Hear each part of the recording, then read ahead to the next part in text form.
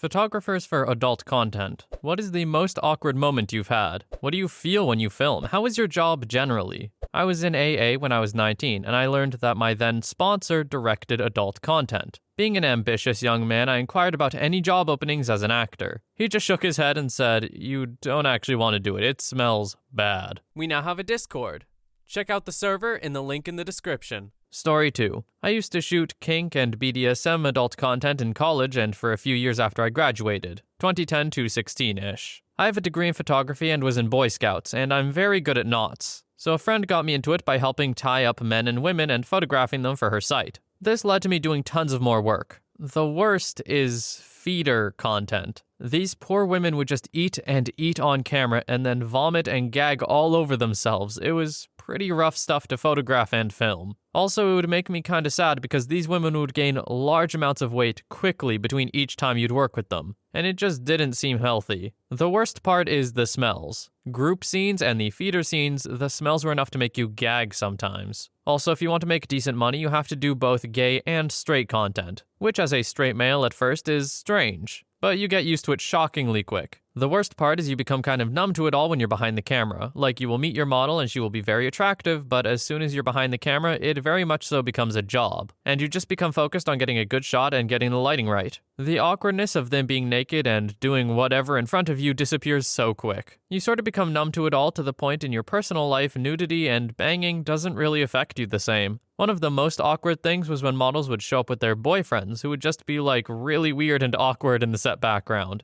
It would almost always be buff military or former military dudes or wannabe MMA fighters, and they would stand cross-armed off to the side and be very encouraging to their boyfriends or girlfriends while watching them get banged. I personally just always found that really odd. I understand they came, I guess, to make them feel safe, but some of the weird things they would say would always make you scratch your head. Only got nutted on once, and it just grazed my leg. Squirt droplets hit me a few times too. Never really got involved with the scenes other than tying people up. Honestly, sets were much more professional than I would have imagined when I was younger. Most of the women were not like crazy nymphos who wanted to bang constantly. It was literally them turning it on and off for the camera. I worked with a smaller budget company, so I never saw fluffers, and honestly, I question if they really exist. It would be common to see the guys sort of just casually playing with themselves between shots to keep it up, which is sort of weird. You'd be talking to them about setting a shot up and they'd just be doing it to themselves the whole time. Pay was pretty good. Usually on-set days were about $60 an hour, paid out in 4-hour blocks, so if you worked 6 hours you'd get paid for 8, which was cool. You're an independent contractor/freelancer even if you tend to just work for one company. I'm mostly out of that world now, with the occasional shooting for some girls who I've stayed in contact with to shoot for their OnlyFans or whatever. So I guess if they're just a freelancer, it's not like a union or anything. It would be kind of weird to have a union for something like that. But $60 an hour it's not bad. Good work if you can get it, as they say. Story 3. Former adult content producer here. I've mentioned stories here on Reddit that were more sad than awkward, and though I didn't run the camera all the time, there was awkwardness abound. During setups, it's common knowledge that the guy needs to either start getting hard or remain hard. In straight content, the woman will intimately interact with the guy to keep those juices flowing. In gay content, back in 03, the guys were straight, so they would watch straight content. Or sometimes just stand there and, jerk it. On more than one occasion, the guy would be jerking it and casually look at me and say, "Sup?" while I was working. You can make the argument that he was probably gay, but I was the least attractive man on that set. On a shoot for straight content, the guy was plowing the woman missionary style between setups. The woman wanted a blanket from her car, but needed to tell me where the keys to her car were. So while she was getting banged, she was just like, "It's in my gym bag, side pocket." I once opened up a dishwasher in a studio to get a plate and found the whole top rack filled with fake dongs. They were used by performers doing live cam sessions. Some guy came up and was like, "There's my favorite," and then took a blue fake dong from the rack. Devin Davis, the now deceased wife of Jonathan Davis of Korn, was best friends with Jill Kelly back when I worked for her. They did a photo shoot where they were eating each other out like 5 feet from my desk. Devin kept her wine glass on my desk and kept walking up to me like, "You're getting aroused, huh?" I wasn't really, and just wanted to work without causing any waves since Jill was my boss. She later got mad because she demanded I pick up dog crap from Jill's dog and I told her no.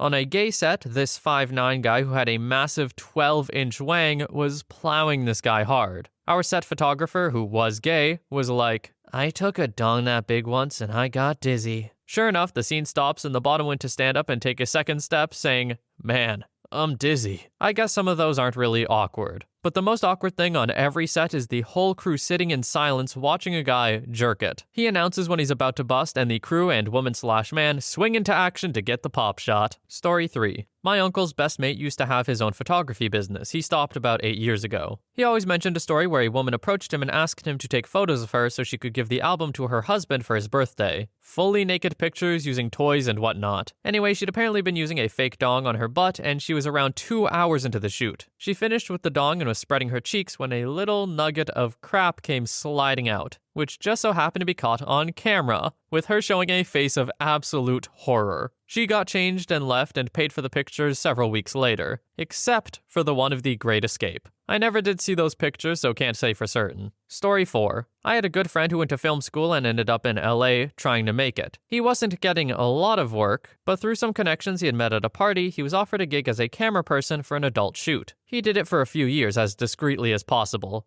Apparently, it's an open secret that many camera people and even directors early on in their career will do some moonlighting shooting adult content. James Cameron began his career shooting content. Edit. I did a little research on this and can't find a damn thing to back this up. Could just be an unfounded rumor. We had a really long discussion about it once, and these are the big things I remember. 1. The job can be really boring from a creative perspective. Most production companies were very rigid with the shots they wanted, and it didn't leave much room for artistic license. Keep in mind this was like 15 years ago. Things may have changed. 2. The worst part by far was the smell. Anyone that's ever shot a film indoors knows one of your greatest enemies is the massive heat generated by the lights and equipment. Now imagine 2 people going at it for hours in a room that's getting steadily hotter. Add in butt stuff and all bets are off. 3. Drugs everywhere. Lots of male performers use some kind of blue pill coupled with other crap to desensitize their dong. Nose candy is rampant among female performers. The more professional production companies usually ran a tight ship with regards to drugs, but most of the amateur ones, it was anything goes. 4. A surprising number of cream pie shots are faked. Apparently, it's harder for a male performer to nut from being inside than from just jerking it. Remember, lots and lots of desensitization and drugs. So, when a cream pie needs to happen and the male performer can't do it, they use a special liquid that looks like it and squirt it into the kitty. Then they have the guy stick his dong in, and after a few thrusts, it looks like he nutted. He said you can usually tell because there's a telltale transition cut right before the cream pie shot. It's also why when there's an actual legit cream pie, the male performer will pull out and squirt a little bit to prove it was real. 5. Everyone is surprisingly normal. They're just people doing a job for the most part. The industry has some jerks and creeps, but in the mid to high tiers of the industry, people treat it like any other professional job.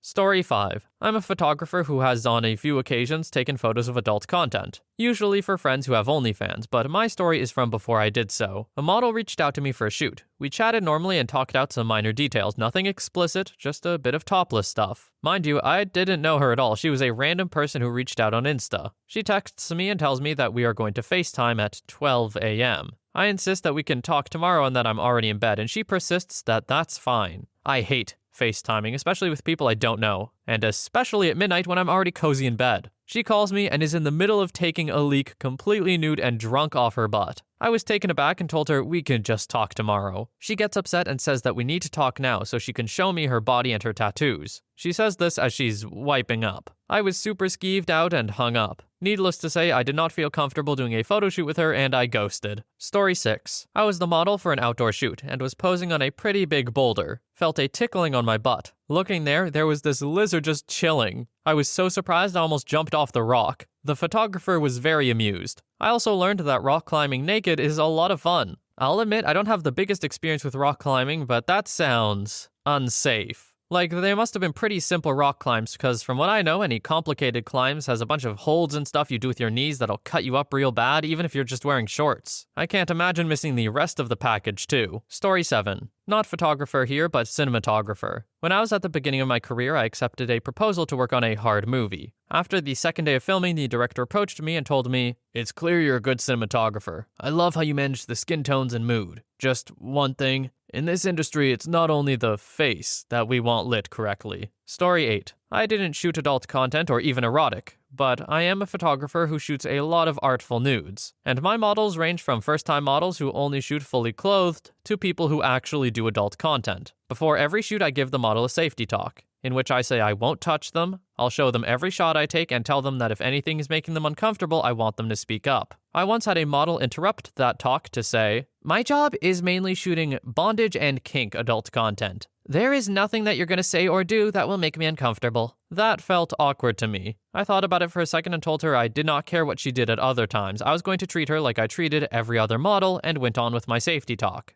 I have to admit that I'm always a little bit nervous when working with a model who is new to me. Her saying that actually made me relax a bit during the shoot. Story 9. My dad's in the industry as an erotic photographer, sometimes stepping close to the line of straight-up adult content. I help him out sometimes during shoots. They're a lot of fun most of the time. Everyone is really chill and cool to talk to. He offers courses for other photographers who are trying to start out in the industry. These often take place over the span of a few days in an exotic setting. For example, on an island like Ibiza. We often had run-ins with the police from different countries because tourists called them in. He often gets criticism. People call him out for objectifying women and such, and yeah, the industry is brutal and some photographers are jerks. This is why my dad has a moral codex written down on his website and online profiles, which is something that, surprisingly, not many photographers have. Some modeling agencies are straight up awful, going as far as to only let the models eat a certain amount of food per day. The only allowed snack during shoots for a former model he had some shootings with were Tic Tacs, or to restrict their personal life, preventing them from having boyfriends, controlling their social media, etc. Which is why my dad nowadays only works with freelancing models, both male and female. You often hear stories about photographers and models banging behind the scenes. This is true, actually, to some extent. Some do it and fully embrace it, however, not without consent from the models, of course. My dad sees his work more as an art form rather than an intimate thing. Most of his work is pretty artistic or provocative. Imagine lesbian nuns using crosses as toys, for example, or severely over/underweight models in stereotypically sexy poses. People often ask me if I believe him when he says that he would never touch a model, and yeah, I do. I have so many stories and anecdotes to tell, ranging from funny to tragic and creepy. If there's a demand, I could tell some. Story 10. I'm a makeup artist in the adult content world. I'm there on set all the time, so I see it all. Nothing has really been awkward for me, though. I'm pretty laid back and it all just seems pretty natural to me, just like people doing their jobs. I guess the most awkward moment is if I can tell the two actors don't have chemistry at all, or they're not attracted to each other. I feel it shows on film. That's the only moment I could describe as being awkward. Oh, actually, it was really awkward for me this one time filming a group scene. I went into a different room to clean my brushes, and one guy took a break, and he came and talked to me. He stood there, was naked, and jerking it while asking about my job. I've seen literally everything, but it was pretty awkward. One guy leaving a room from banging an adult video star to come and talk to me about nothing multiple times. He was twice my age, too. I asked him if he was probably needed on set, and he agreed. Some people have mentioned fake nut, and yeah, it is used sometimes. Usually they'll try to get the real thing and use the fake one to get a better angle if needed. Like if he was aiming for the breasts and misses. We'll use the fake one to make it look hotter. I've been a spare set of hands on set before and have been the one to, nut on an actress. Job in general is awesome. I met some really cool people and have made awesome friends. I don't get turned on during filming before you ask, except maybe this one scene where it was one girl and two really attractive guys that were also both bi and really enjoying themselves. I was a bit jealous. It is pretty hot when I can tell the actors are super into it and enjoying themselves. I also knelt down one time to pick something up and got covered in squirt. That was pretty funny.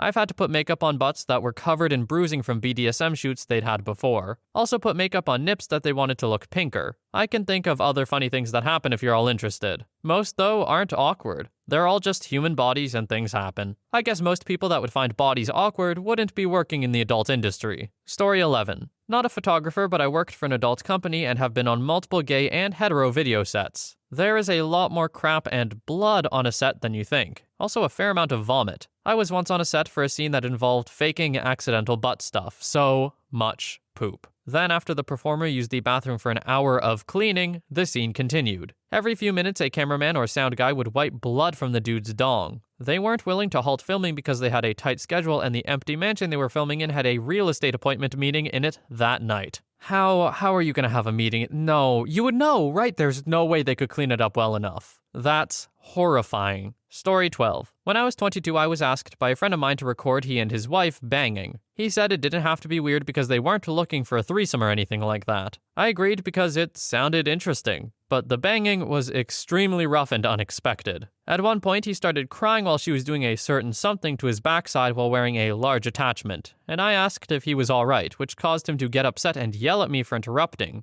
I stayed quiet after that and kept recording when he was able to get back in the mood. After they were done, he left the room and his wife asked me to never bring up him crying to him, because he was always sensitive about it. I, of course, agreed and she hugged me and then kissed me on my cheek, which I didn't really like because she was still naked and covered in sweat. And also, I just watched her eat his butt not more than 15 minutes prior. Story 13. When I was 18, I started shooting adult content for the owner of our local adult toy store chain. I answered an ad on Craigslist. I was shooting a scene of him and his girlfriend, and he nicked the inside of his dong on her tooth in a hardcore blowy scene. Shot blood like a water pistol with every heartbeat for about a minute or so. He was 50 or something, and we shot with his 18-year-old girlfriend, who I knew from a different school and had basically run away from home. She lived with him and was kept in a strict BDSM relationship, wearing a collar that purposefully limited head movement 24/7. She took care of his kids in between shooting scenes with me. Totally healthy everything. Another time, we hired a random guy by putting a sign in his toy store with a picture of his girlfriend with the caption, "You wanna bang this?" And the guy showed up to the hotel, couldn't get hard, completely normal, performance pressure's a thing, then drank an entire fifth of rum in 10 minutes, and then tried to do it soft. He got so sad but couldn't show it, so then he drove off, which the producer allowed him to do. This was truly a terrible experience for me. The way banging can be so degrading to everyone involved if it's controlled by toxicity and crappy values, ugh. So now I make ethical content. This shows how banging can be lovely and consensual and not incredibly abusive. Support your local ethical adult content makers. Story 14. Back when I was a broke, out-of-work photojournalist, I would take all sorts of photo gigs to make ends meet, including some adult content. After one of the jobs, the model/client, her makeup girl, and I went out to a diner to go over the photos and decide which ones I would touch up. She had been fasting to look skinnier for the shoot, so she wasn't too picky on where we stopped. When we got there, she practically ran to the corner booth before ordering a huge burger.